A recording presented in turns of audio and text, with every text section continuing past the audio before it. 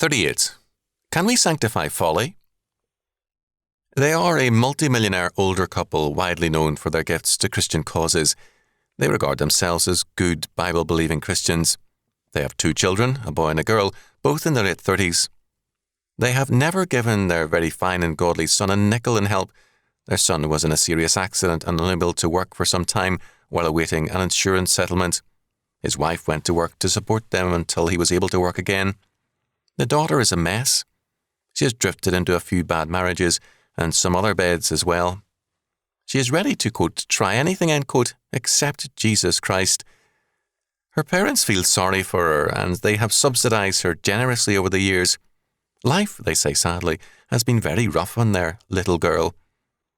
The girl has been rather very rough with her own life. Now these 2 people are prominent quote-unquote Christians.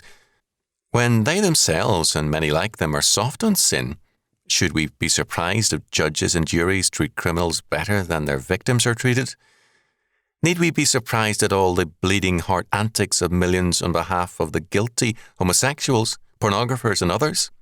After all, if quote-unquote Christians are soft on unrepentant sinners, why should the world be any different? I once heard a minister claim that there had to be another reading originally to Matthew 18:23-34, where our Lord plainly states that sin must be paid for.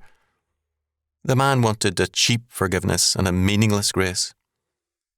If the world lacks sound judgment in coping with its problems, it's because the church has failed to teach it properly or to set a godly example.